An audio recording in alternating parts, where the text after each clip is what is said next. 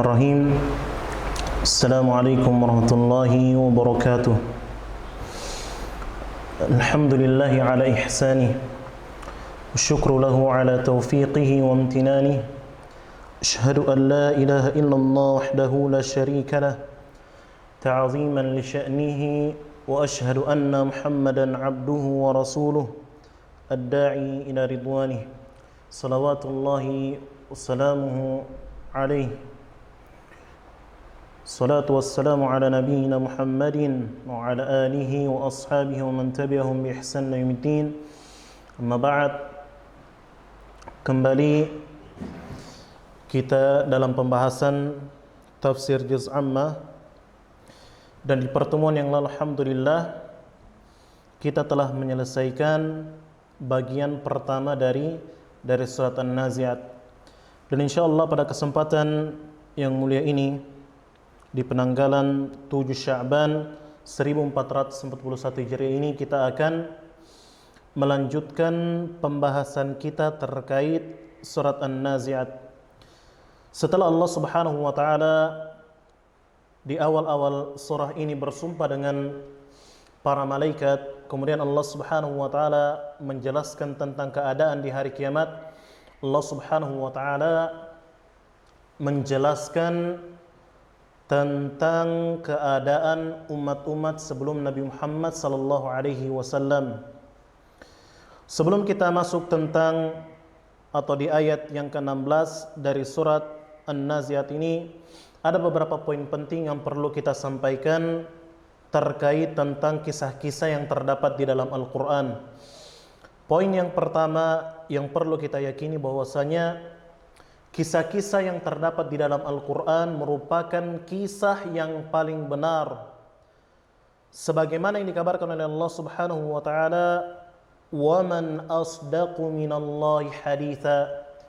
Siapakah yang paling benar perkataannya selain Allah Subhanahu wa taala? Jadi poin yang pertama yang perlu kita yakini bahwasanya semua kisah-kisah yang terdapat di dalam Al-Quran semuanya pasti benar, karena kisah-kisah tersebut berasal dari Allah Subhanahu wa taala. Kemudian poin yang kedua, bahwasanya kisah-kisah yang terdapat di dalam Al-Quran merupakan kisah-kisah terbaik yang dipilih oleh Allah Subhanahu wa taala untuk diangkat dan dicantumkan di dalam Al-Quran sebagai pelajaran bagi orang-orang yang mau mengambil pelajaran dari kisah-kisah tersebut. Allah Subhanahu wa taala berfirman di dalam Al-Quran, "Nahnu naqussu 'alaika ahsanal qasasi bima auhayna ilaika hadzal Qur'an." Kata Allah Subhanahu wa taala, kami telah mengisahkan kepadamu wahai Muhammad sebaik-baik kisah terhadap apa yang kami wahyukan kepadamu, yaitu Al-Qur'an. Dan juga mengapa kita katakan bahwasanya kisah-kisah di dalam Al-Qur'an merupakan kisah-kisah terbaik? Karena Allah Subhanahu wa taala ketika menceritakan kisah-kisah tersebut, Allah Subhanahu wa taala menggunakan uslub gaya bahasa yang paling sempurna. Maka dari itu kita katakan bahwasanya kisah-kisah dalam Al-Quran merupakan kisah-kisah terbaik, baik dari isi kandungannya maupun gaya bahasa yang digunakan oleh Allah Subhanahu wa taala dalam mengisahkan kisah tersebut. Kemudian poin yang ketiga, bahwasanya seluruh kisah-kisah yang terdapat di dalam Al-Quran pasti bermanfaat. Bahkan kisah-kisah tersebut merupakan kisah yang paling bermanfaat, sebagaimana yang Allah Subhanahu wa taala kabarkan kepada kita, "Laqad kana fi qasasihim ibaratun liulil albab." Sungguh kata Allah Subhanahu wa taala, pada kisah-kisah mereka terdapat pelajaran bagi orang-orang yang berpikir. Kemudian kekuatan atau besarnya pengaruh tersebut dalam memperbaiki hati seseorang dan memperbaiki amalan serta akhlak seseorang tergantung dari bagaimana kuatnya iman seseorang terhadap kisah tersebut yang dibawakan oleh Allah Subhanahu wa taala. Kata Syekh Al-Utsaimin, ada 3 macam kisah-kisah yang diangkat oleh Allah Subhanahu wa taala di dalam Al-Qur'an.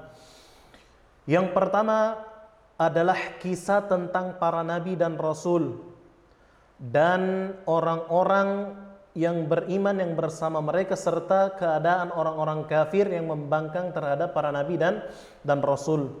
Kemudian yang kedua, ada juga kisah-kisah yang Allah Subhanahu wa taala mengisahkan tentang seseorang yang bukan nabi, atau Allah Subhanahu wa taala mengisahkan tentang sekelompok orang. Sebagaimana Allah Subhanahu wa taala menjelaskan kepada kita tentang kisah Maryam, demikian juga kisah Luqman, dan juga tentang kisah orang yang melalui suatu desa, dan juga termasuk kisah Zulkarnain, Qarun, Ashabul Kahfi, Ashabul Fil, Ashabul Ukhdud, dan kisah-kisah yang lainnya yang Allah Subhanahu wa taala kabarkan kepada kita yang memiliki pelajaran yang sangat besar ketika kita memperhatikan kisah-kisah tersebut. Kemudian yang ketiga atau yang terakhir, bahwasanya Allah Subhanahu wa taala mengangkat di dalam Al-Qur'an kisah tentang kejadian-kejadian yang terjadi di masa Nabi Muhammad sallallahu alaihi wasallam dan kisah-kisah kaum Nabi Muhammad sallallahu alaihi wasallam. Contohnya ketika Allah Subhanahu wa taala mengisahkan tentang perang Badar, perang Uhud, perang Ahzab, dan juga tentang Bani Quraidah, Bani Nadir, kemudian tentang kisah sahabat yang mulia Zaid bin Harithah, kemudian kisah tentang si Abu Lahab, dan kisah-kisah yang lain yang mengandung pelajaran bagi kita semua yang terjadi di zaman Nabi Muhammad sallallahu alaihi wasallam. Kemudian timbul pertanyaan, apa sebenarnya yang diinginkan oleh Allah Subhanahu wa taala dari kisah-kisah tersebut? Setidaknya ada beberapa hal atau hikmah yang terkandung dari kisah-kisah mengapa Allah Subhanahu wa taala mengangkat kisah-kisah tersebut di dalam Al-Qur'an. Yang pertama, bahwasanya Allah Subhanahu wa taala ingin menjelaskan kepada kita hikmah Allah Subhanahu wa taala yang terkandung dalam kisah tersebut, sebagaimana Allah Subhanahu wa taala kabarkan kepada kita di dalam Al-Qur'an. Allah Subhanahu wa taala berfirman, "Walaqad ja'ahum minal anba'i ma fihi muzdajar." Kata Allah, "Hikmatun balighatun fama tughnin nuzur." Kata Allah Subhanahu wa taala, وَلَقَدْ جَاءَهُمْ مِنَ الْأَنْبَاءِ مَا فِيهِ مُزْدَجَرٌ. Sesungguhnya telah datang kepada kalian kisah-kisah, kata Allah Subhanahu wa taala di dalam ayat-ayat tersebut. Allah Subhanahu wa taala mengatakan kepada kita, dan sungguh telah datang kepada mereka beberapa kisah ma fihi muzdajar, yang di dalam kisah tersebut terdapat ancaman. Kata Allah, hikmatun balighatun fama tughnin nuzur. Itulah suatu hikmah yang sempurna, kata Allah Subhanahu wa taala, akan tetapi sebagian orang tidak mendapatkan manfaat dari kisah-kisah tersebut dan tidak mengambil pelajaran dari kisah-kisah yang dibawakan oleh Allah Subhanahu wa taala. Kemudian hikmah yang kedua, mengapa Allah Subhanahu wa taala banyak mengangkat kisah-kisah di dalam Al-Qur'an, yaitu untuk menjelaskan kepada kita tentang keadilan Allah Subhanahu wa taala. Ketika Allah Subhanahu wa taala mengazab suatu kaum, agar kita tidak bersuudzon kepada Allah, agar kita tidak berprasangka buruk kepada Allah, atau kita tidak berpikir mengapa Allah Subhanahu wa taala mengazab kaum tersebut, sehingga terbesit di pikiran kita bahwasanya Allah Subhanahu wa taala telah menzalimi mereka. Maka Allah Subhanahu wa taala menceritakan kisah mereka dan menjelaskan bahwasanya Allah Subhanahu wa taala tidak pernah menzalimi mereka, akan tetapi mereka sendiri yang menzalimi diri mereka. Kata Allah Subhanahu wa taala, "Wa ma zalamnahum walakin zalamu anfusahum." Dan tidaklah kami menzalimi mereka, akan tetapi mereka sendiri yang menzalimi diri mereka. "Fama aghnat anhum alihatuhum allati yad'una min dunillah." Maka tidak memberikan mereka manfaat sembahan-sembahan yang mereka sembah selain Allah Subhanahu wa taala. Kemudian hikmah yang ketiga, mengapa Allah Subhanahu wa taala mengangkat kisah-kisah di dalam Al-Qur'an, yaitu untuk menjelaskan karunia yang sangat besar dari Allah Subhanahu wa taala dan pahala yang Allah Subhanahu wa taala siapkan bagi orang-orang yang beriman. Kata Allah Subhanahu wa taala dalam Al-Qur'an, "Illa ala Lutin najjaynahum bisahar." Kecuali keluarga Lut, sesungguhnya kami menyelamatkan mereka di waktu sahur. Ni'matan min indina kadzalika najzi man syakar. Sebagai bentuk nikmat yang kami berikan dari sisi kami, demikianlah kata Allah Subhanahu wa taala kami membalas orang-orang yang bersyukur. Kemudian hikmah yang keempat, mengapa Allah Subhanahu wa taala banyak mengangkat kisah-kisah di dalam Al-Qur'an adalah untuk menghibur Nabi sallallahu alaihi wasallam terhadap apa yang menimpa beliau dari orang-orang yang mendustakan beliau alaihi salatu wassalam. Kata Allah Subhanahu wa taala, "Wa iyyukadzibuka faqad kudzdzibal ladina min qablihim." Faqad kadzdzabal ladina min qablihim. Apabila mereka mendustakanmu wahai Muhammad, sungguh mereka juga telah mendustakan orang-orang sebelummu. Ja'atuhum rusuluhum bil bayyinati wa bizzuburi wal kitabil munir. Sungguh telah datang kepada mereka rasul-rasul mereka dengan berbagai macam penjelasan, dan juga dengan zubur, kitab Zabur, dan juga dengan kitab yang sangat terang benderang menjelaskan kepada mereka. Akan tetapi mereka juga tidak beriman sebagaimana mereka tidak beriman kepadamu. Summa akhadhtul ladina kafaru fakaifa kana nakir. Kemudian kata Allah Subhanahu wa taala, kemudian kami azab orang-orang yang kafir terhadap kami. Kata Allah Subhanahu wa taala, fakaifa kana nakir. Demikianlah Allah Subhanahu wa taala mengazab orang-orang yang tidak beriman kepada rasul-rasul yang telah diutus oleh Allah Subhanahu wa taala. Kemudian hikmah atau pelajaran yang kelima, mengapa Allah Subhanahu wa taala banyak mengangkat kisah-kisah di dalam Al-Qur'an, yaitu untuk menghibur, memotivasi orang-orang yang beriman sehingga mereka bisa kokoh di atas keimanan mereka dan memperbanyak atau meninggikan kualitas keimanan mereka terhadap Allah Subhanahu wa taala ketika mereka mengetahui kisah-kisah orang-orang yang beriman yang diselamatkan oleh Allah Subhanahu wa taala, dan bagaimana Allah Subhanahu wa taala menolong orang-orang yang beriman sebelum Nabi Muhammad sallallahu alaihi wasallam. Kata Allah, "Fastajabna lahu wa najjaynahu minal ghammi wa kadzalika nunjil mu'minin." Kemudian kami ijabah doanya dan kami selamatkan dia dari kegalauan. Demikianlah kata Allah Subhanahu wa taala kami menyelamatkan orang-orang yang beriman. Dan juga Allah Subhanahu wa taala berfirman di dalam ayat yang lain, "Wa laqad arsalna min qablika rusulan ila qaumihim."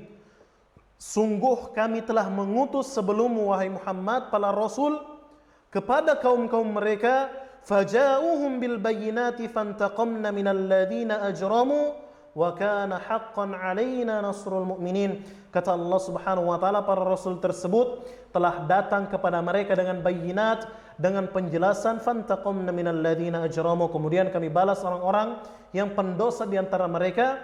Dan kata Allah Subhanahu wa taala, sungguh wajib bagi kami untuk menyelamatkan orang-orang yang beriman.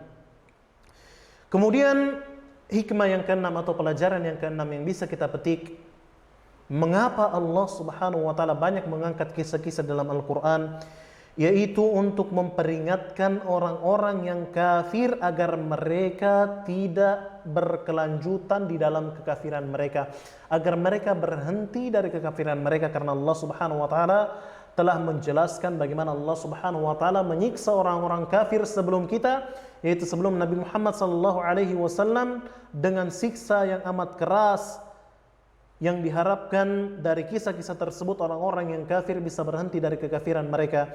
Sebagaimana Allah Subhanahu wa taala berfirman di dalam Al-Qur'an, "Afalam yasiru fil ard?" Tidakkah mereka berjalan di atas muka bumi ini, fayanzuru kaifa kana aqibatul ladina min qablihim, kemudian mereka melihat bagaimana Allah Subhanahu wa taala memberikan balasannya kepada orang-orang sebelum mereka dammarallahu alaihim, Allah Subhanahu wa taala membinasakan mereka, walil kafirin amsaluha, demikian pula bagi orang-orang kafir yang semisal dengan mereka. Kemudian hikmah yang selanjutnya, mengapa Allah Subhanahu wa taala banyak mengangkat kisah-kisah di dalam Al-Qur'an, yaitu untuk menetapkan kerasulan Nabi Muhammad sallallahu alaihi wasallam. Bagaimana hal tersebut bisa terjadi? Kita ketahui bahwasanya kisah-kisah yang dibawakan di dalam Al-Qur'an tidak ada yang mengetahuinya kecuali Allah Subhanahu wa taala. Kemudian Allah Subhanahu wa taala mengabarkan kisah tersebut kepada Nabi Muhammad sallallahu alaihi wasallam, dan hal ini menunjukkan bahwasanya Rasulullah Muhammad sallallahu alaihi wasallam benar-benar rasul yang diutus oleh Allah Subhanahu wa taala.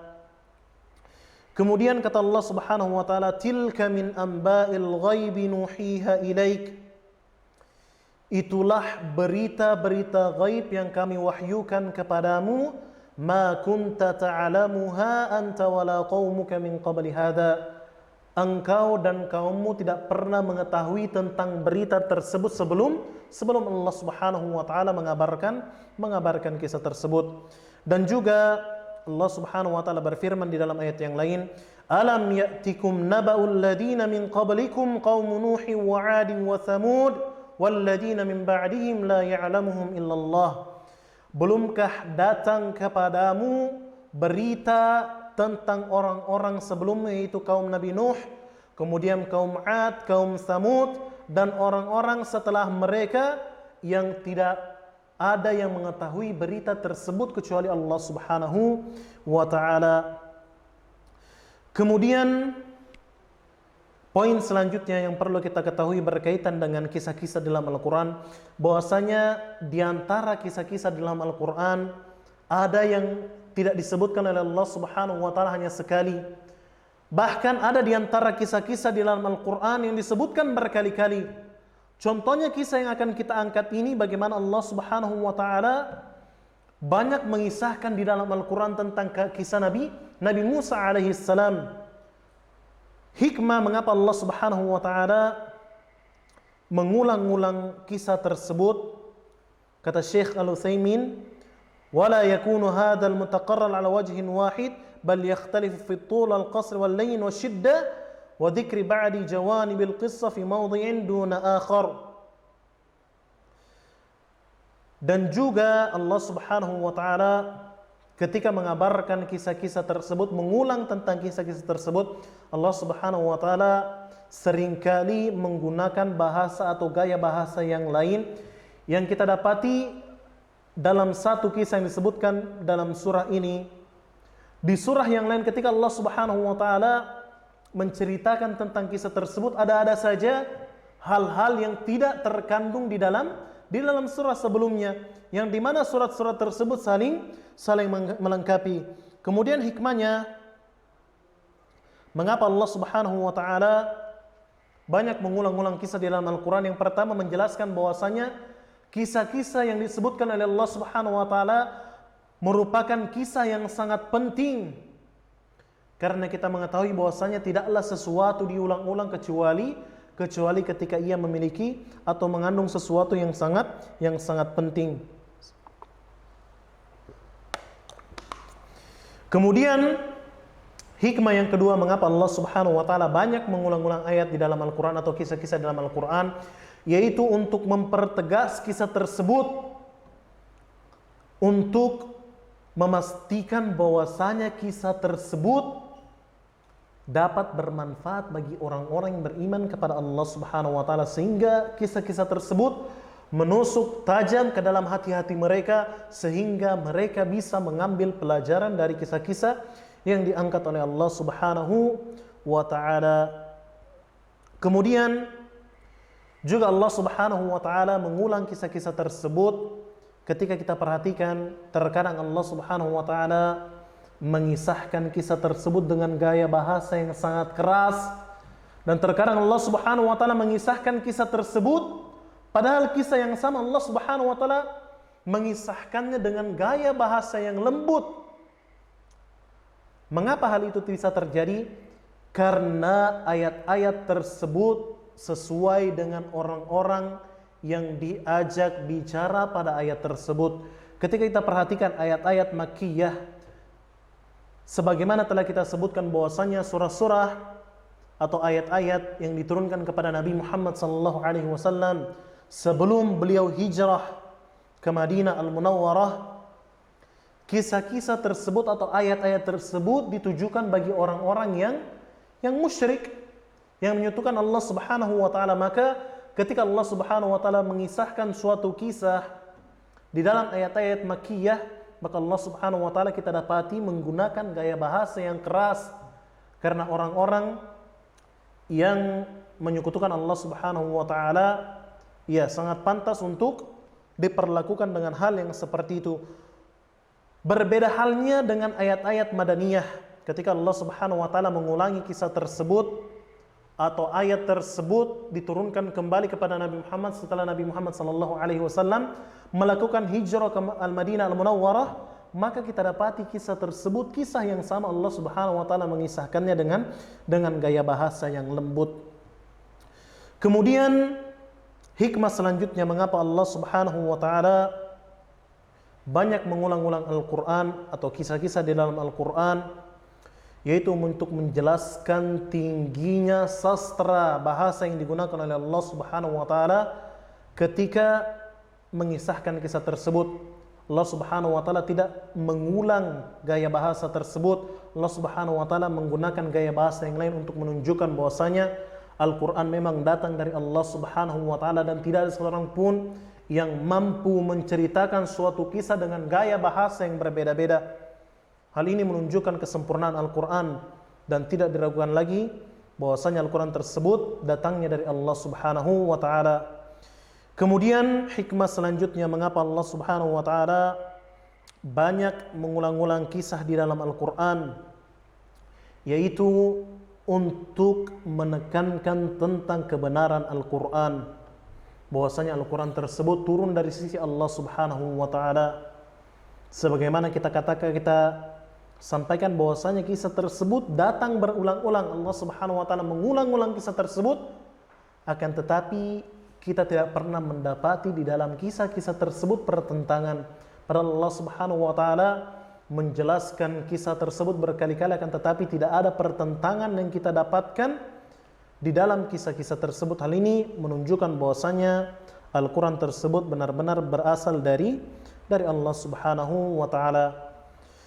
Kemudian kita kembali ke surat An-Nazi'at. Allah Subhanahu wa taala berfirman, "Hal ataka haditsu Musa?" Kata Allah Subhanahu wa taala, apakah telah datang kepadamu kabar tentang Nabi Musa alaihi salam? Al-mukhatab yang diajak bicara dalam ayat ini bisa saja Nabi Muhammad sallallahu alaihi wasallam dan juga bisa saja kaum muslimin secara umum. Bisa saja maknanya hal ataka ya Muhammad, apakah telah datang kepadamu haditsu Musa, berita tentang Nabi Musa alaihi salam, dan juga bisa bermakna hal ataka ya ayuhal insan, apakah telah datang kepada kalian wahai sekalian manusia haditsu Musa, berita tentang Nabi Musa alaihi salam. Dan Nabi Musa adalah Musa bin Imran alaihi salatu wassalam, yang merupakan Nabi Bani Israel yang paling utama. Dan Nabi Musa alaihi salam merupakan salah satu Nabi ulul azmi, sebagaimana yang Allah Subhanahu wa taala kabarkan kepada kita bahwasanya di antara para nabi ada yang digelari dengan ulul azmi, yaitu 5 nabi, yaitu Nabi Muhammad sallallahu alaihi wasallam, kemudian Nabi Ibrahim, kemudian Nabi Musa, Nabi Isa, dan Nabi Nuh alaihi wassalatu wassalam. Sebagaimana Allah Subhanahu wa taala mengabarkan kepada kita dalam Al-Qur'an, "Wa idz akhadna minan nabiyyina mitsaqahum," dan ketika kami mengambil janji dari para nabi-nabi, "wa minka," dan darimu wahai Muhammad, "wa min Nuh wa Ibrahim wa Musa wa Isa bani Maryam," dan juga dari Nuh, dari Ibrahim, dari Musa dan Isa bani Maryam. Dan juga Allah Subhanahu wa taala menyebutkan di dalam ayat yang lain, "Syara'a lakum minad dini ma wassa bihi Nuha walladhi awhayna ilaika wa ma wassayna bihi Ibrahim wa Musa wa Isa." Allah Subhanahu wa taala telah mensyariatkan kepada kalian agama sebagaimana yang Allah Subhanahu wa taala wasiatkan kepada Nuh dan yang kami wahyukan kepadamu wahai Muhammad, dan juga sebagaimana yang kami wasiatkan kepada Nabi Ibrahim, Musa dan Isa alaihi wassalatu wassalam. Kemudian kisah tentang Nabi Musa alaihissalam, ketika kita membuka lembaran-lembaran Al-Quran, kisah Nabi Musa alaihissalam merupakan kisah yang paling banyak disebutkan di dalam Al-Quran. Karena Nabi Musa alaihissalam merupakan nabi orang-orang Yahudi. Dan sebagaimana kita ketahui bahwasanya orang-orang Yahudi sangat banyak jumlahnya di Madinah. Dan di sekitar Madinah juga sangat banyak orang-orang Yahudi di zaman Nabi Muhammad sallallahu alaihi wasallam. Maka kisah Nabi Musa sangat banyak diangkat oleh Allah Subhanahu wa taala di dalam Al-Qur'an agar orang-orang Yahudi tersebut mengambil pelajaran dari kisah-kisah yang dibawa oleh Allah Subhanahu wa taala. Allah Subhanahu wa taala mengatakan, hal ataka hadithu Musa, belumkah datang kepada kalian berita tentang Nabi Musa? Ayat ini mengandung tasywiq, membuat orang-orang yang mendengarnya rindu untuk mendengar kisah tersebut. Allah Subhanahu wa taala mengatakan, idz nadahu rabbuhu bil wadil muqaddasi tuwa, ketika Rabb-nya memanggilnya di lembah yang suci, yaitu lembah yang bernama Tuwa. Allah Subhanahu wa taala memanggil Nabi Musa alaihissalam dengan suara dari Allah Subhanahu wa taala sebagaimana yang Allah Subhanahu wa taala firmankan di dalam Al-Qur'an, wa nadainahu min janibit turil ayman wa qarrabnahu najiyya. Kemudian kami seru, kami panggil Nabi Musa alaihissalam dari sebelah kanan Tur dan kami dekatkan dia sehingga dia bisa mendengar perkataan dari Allah Subhanahu wa taala. Kemudian Allah Subhanahu wa taala mengatakan bil wadil muqaddas. Yang dimaksud dengan lembah muqaddas adalah Tur, yaitu bukit Tur. Kemudian wal wadi huwa majral ma, yang dimaksud dengan lembah adalah tempat mengalirnya air. Allah Subhanahu wa taala mengatakan lembah tersebut dengan lembah yang suci. Alasannya karena di tempat tersebut Allah Subhanahu wa taala memberikan wahyunya kepada Nabi Musa alaihissalam. Kemudian Allah Subhanahu wa taala mengatakan, idhhab ila fir'auna innahu tagha. Kata Allah Subhanahu wa taala, pergilah engkau kepada Fir'aun, sesungguhnya ia telah melampaui batas. Fir'aun adalah Raja Mesir, sebagaimana yang pernah ia katakan kepada kaumnya bahwasanya ia merupakan Rabb bagi kaumnya yang maha tinggi, dan dia mengatakan bahwasanya tidak ada sesembahan yang pantas diibadahi selain aku, kata Fir'aun. Ia mengatakan, qala ya ayyuhal mala ma 'alimtu lakum min ilahin ghairi. Dengan sombongnya Fir'aun pernah mengatakan kepada kaumnya, wahai sekalian kaumku, aku tidak mengetahui adanya sembahan yang berhak kalian sembah selainku, kata Fir'aun dengan sombongnya. Ia mengakui sesuatu yang bukan haknya dan ia mengingkari bahwasanya Allah Subhanahu wa taala adalah ilah yang berhak disembah. Walaupun sebenarnya ketika kita membuka ayat-ayat Al-Quran, Fir'aun tidak meyakini dengan sebenar-benarnya bahwasanya dia adalah Rabb yang berarti pencipta atau makna yang lain dari kata Rabb. Akan tetapi kata tersebut bersumber dari kesombongan yang ada pada dirinya, sebagaimana Allah Subhanahu wa taala telah mengabarkan kepada kita di dalam Al-Quran bahwasanya Fir'aun meyakini bahwasanya Allah Subhanahu wa taala adalah ilah sesembahan yang hak, akan tetapi Fir'aun menolak untuk mengatakan hal tersebut karena kezaliman dan kebodohan yang ada pada dirinya. Kemudian pemirsa sekalian dirahmati dan dimuliakan oleh Allah Subhanahu wa taala, Allah Subhanahu wa taala memerintahkan Nabi Musa alaihi salam untuk pergi mendakwai Fir'aun dengan bukti atau mukjizat yang telah Allah Subhanahu wa taala berikan kepada Nabi Musa alaihi salam. Dan juga Allah Subhanahu wa taala telah menjelaskan kepada kita bahwasanya sebab kesombongan yang terjadi pada Fir'aun tersebut, kata Allah Subhanahu wa taala, innahu tagha, bahwasanya ia telah melampaui batas karena dia telah mengakui bahwasanya dirinya adalah Tuhan selain Allah Subhanahu wa taala.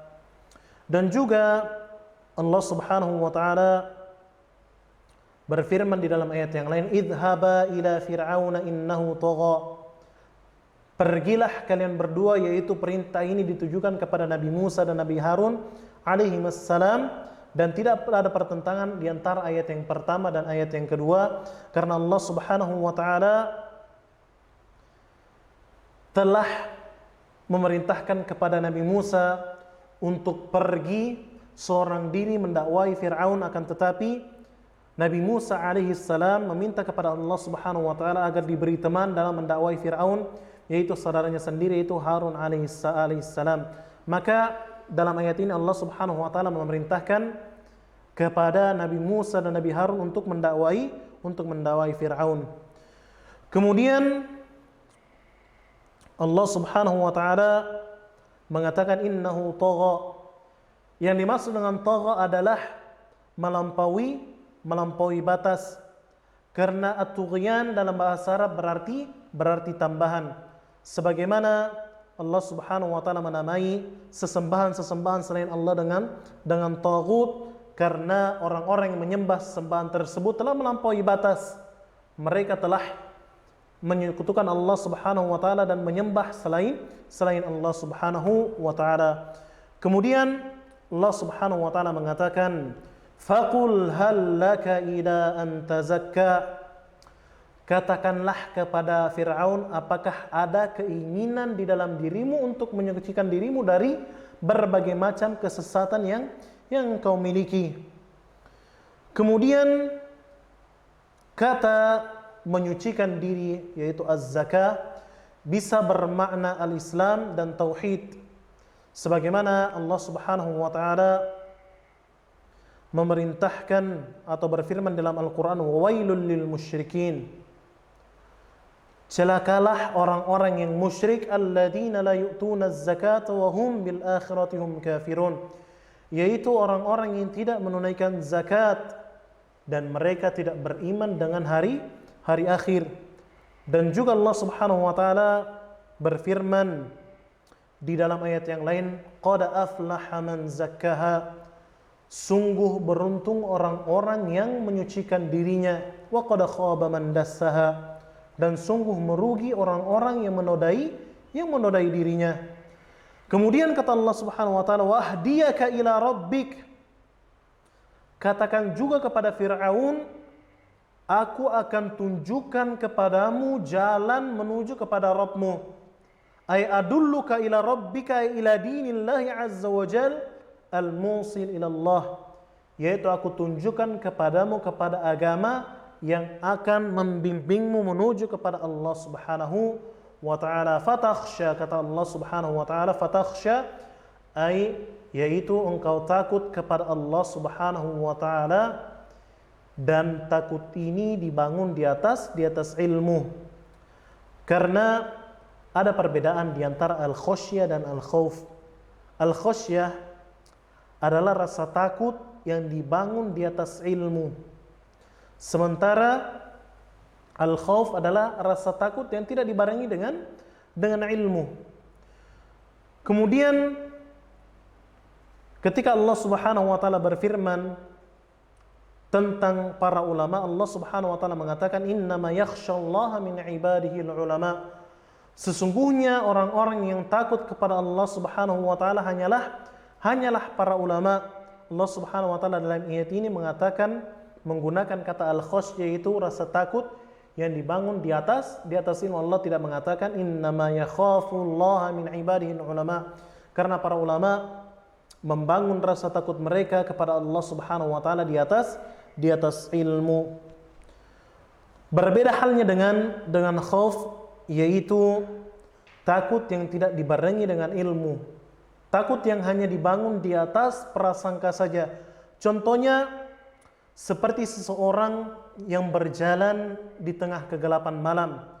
Tiba-tiba ia merasakan ada sesuatu yang membuatnya merasa takut. Maka hal seperti ini tidak dikatakan al-khasyah.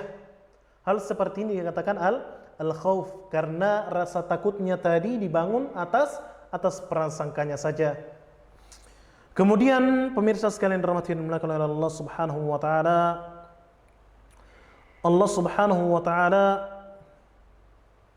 memerintahkan kepada Nabi Musa alaihi salatu wassalam untuk mengatakan kepada Fir'aun, maukah engkau, adakah keinginan di dalam dirimu untuk menyucikan dirimu?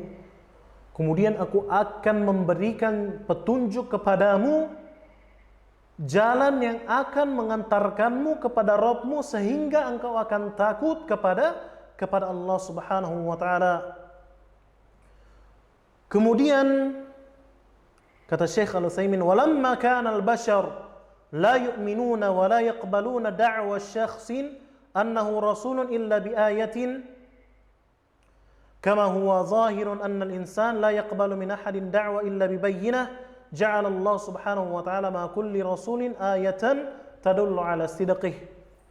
Sebagaimana kita ketahui bahwasanya seseorang tidak akan beriman, tidak akan percaya dengan seseorang, apalagi sampai mengaku sebagai seorang rasul, kecuali dengan bukti. Maka Allah Subhanahu wa taala tidaklah mengutus Nabi Musa alaihissalam dengan tangan kosong, akan tetapi Allah Subhanahu wa taala membekali Nabi Musa alaihissalam dengan berbagai macam mukjizat yang bisa membuktikan kebenaran bahwasanya Nabi Musa alaihissalam merupakan rasul yang diutus dari Allah Subhanahu wa taala. Allah Subhanahu wa taala mengatakan, fa'arahul ayatal kubra, maka Nabi Musa alaihissalam memperlihatkan kepada Fir'aun mukjizat yang sangat besar. Dan yang dimaksud dengan mukjizat yang sangat besar yaitu tongkat Nabi Musa alaihissalam yang berasal dari kayu, yaitu ranting pohon. Kemudian apabila ia mengatakannya atau meletakkan tongkat tersebut di atas tanah, maka tongkat tersebut akan berubah menjadi ular. Dan ketika Nabi Musa alaihissalam mengambil ular tersebut, maka ia akan kembali ke bentuk semulanya, yaitu kembali ke bentuk tongkat. Inilah diantara tanda-tanda yang Allah Subhanahu wa taala atau mukjizat yang Allah Subhanahu wa taala berikan kepada Nabi Musa alaihi salam. Dan juga mengapa atau timbul pertanyaan, mengapa Allah Subhanahu wa taala membekali mukjizat tersebut kepada Nabi Musa alaihi salam?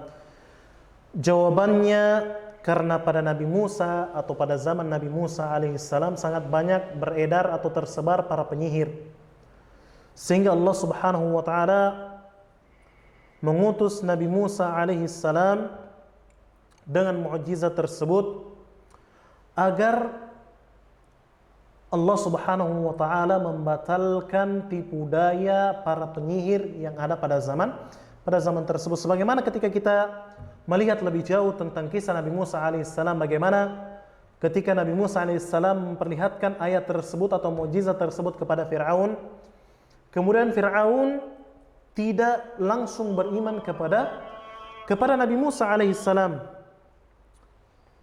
Akan tetapi Fir'aun berusaha untuk menandingi mukjizat yang Allah Subhanahu wa taala berikan kepada Nabi Musa alaihissalam. Lantas ia mengumpulkan para penyihir senior untuk mengalahkan sihir Nabi Musa alaihissalam. Akan tetapi pada akhirnya para penyihir tersebut tidak bisa mengalahkan mukjizat yang Allah Subhanahu wa taala berikan kepada Nabi Musa alaihissalam. Bahkan sebaliknya, para penyihir tersebut langsung beriman kepada Nabi Musa alaihissalam. Demikian pula ketika Allah Subhanahu wa taala memberikan mukjizat kepada Isa bin Maryam, Allah Subhanahu wa taala memberikan mukjizat yang sangat banyak kepada Nabi Isa alaihissalam. Di antaranya Allah Subhanahu wa taala memberikan mukjizat bahwasanya Nabi Isa alaihissalam bisa menyembuhkan penyakit kusta dan bisa mengembalikan penglihatan orang-orang yang terlahir buta, dan Nabi Isa bisa menghidupkan kembali orang-orang yang telah meninggal dengan izin Allah Subhanahu wa taala. Alasannya pada zaman tersebut ilmu kedokteran sangat berkembang pesat. Akan tetapi tidak ada satupun di antara dokter-dokter tersebut yang bisa atau menemukan obat dari penyakit kusta, dan juga tidak ada di antara mereka yang bisa mengembalikan penglihatan orang-orang yang terlahir buta. Bahkan yang lebih besar lagi, tidak ada di antara mereka yang sanggup menghidupkan orang-orang yang telah meninggal dunia. Hal ini untuk menunjukkan, memberikan keyakinan kepada mereka, orang-orang yang mempelajari ilmu kedokteran tersebut, bahwasanya mukjizat yang datang kepada Nabi Isa alaihissalam benar-benar dari Allah Subhanahu wa taala, karena tidak ada satu ilmu pun yang bisa menandingi mukjizat yang telah Allah Subhanahu wa taala berikan kepada Nabi Isa alaihissalam. Dan juga demikian pula Nabi Muhammad sallallahu alaihi wasallam, Allah Subhanahu wa taala memberikan mukjizat yang sangat besar kepada Nabi Muhammad sallallahu alaihi wasallam, yaitu Al-Qur'an. Alasannya karena di zaman Nabi sallallahu alaihi wasallam orang-orang Arab sangat berbangga-bangga dengan kefasihan bahasa mereka, sehingga pada zaman tersebut sangat banyak penyair-penyair yang disewa untuk memberikan perkataan-perkataan yang indah.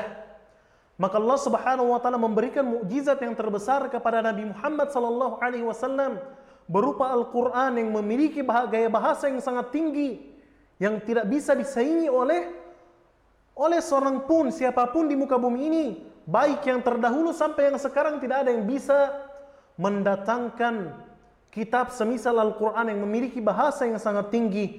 Bahkan Allah Subhanahu wa taala mengancam, "Qul la in ijtama'atil insu wal jin ala an ya'tu bimithli hadzal Qur'an la ya'tuna bimithlihi walau kana ba'duhum li ba'din dhahira."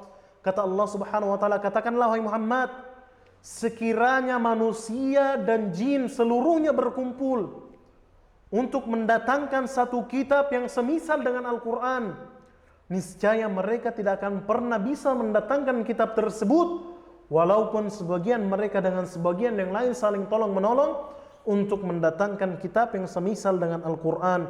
Maka Allah Subhanahu wa ta'ala memberikan ayat tersebut atau mukjizat tersebut, yaitu Al-Quran, kepada Nabi Muhammad SAW untuk menyadarkan para penyair dan selain mereka bahwasanya Al-Quran bukan perkataan manusia. Al-Quran adalah perkataan Allah Subhanahu wa taala yang diturunkan kepada Nabi Muhammad SAW. Kemudian akan tetapi berbagai macam ayat tersebut, tanda-tanda kebesaran tersebut, khususnya yang Allah Subhanahu wa taala berikan kepada Nabi Musa alaihi salatu wassalam, tidak memberikan pengaruh sedikit pun terhadap Fir'aun.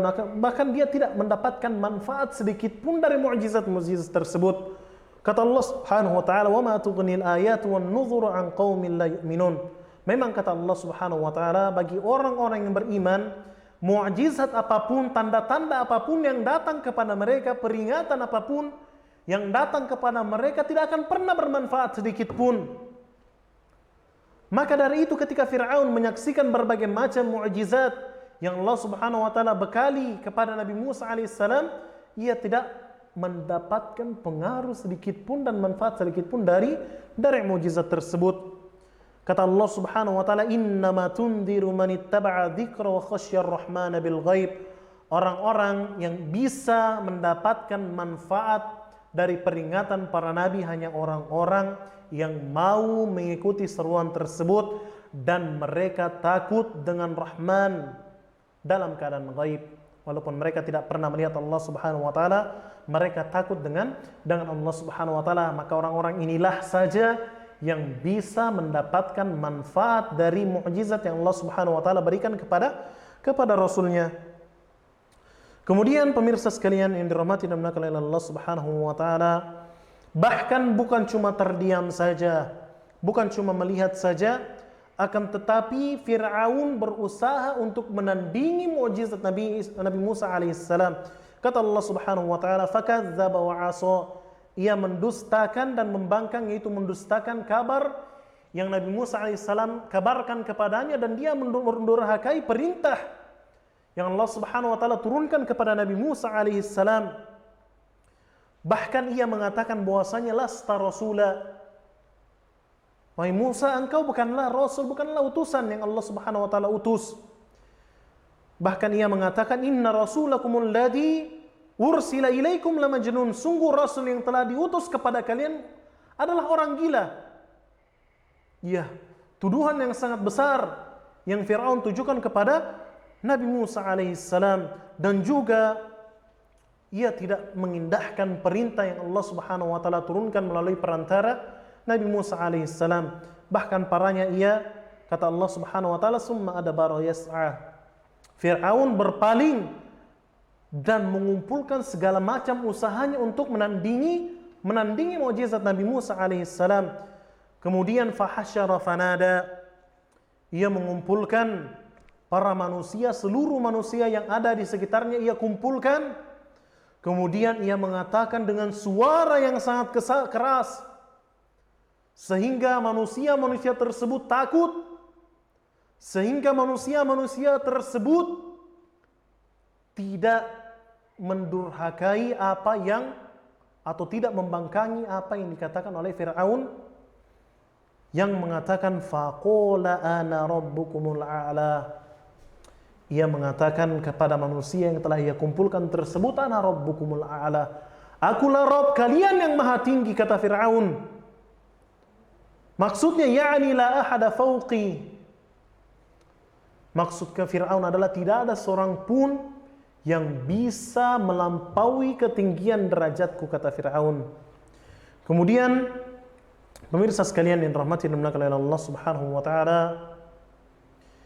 Fir'aun tidak cukup sampai di situ.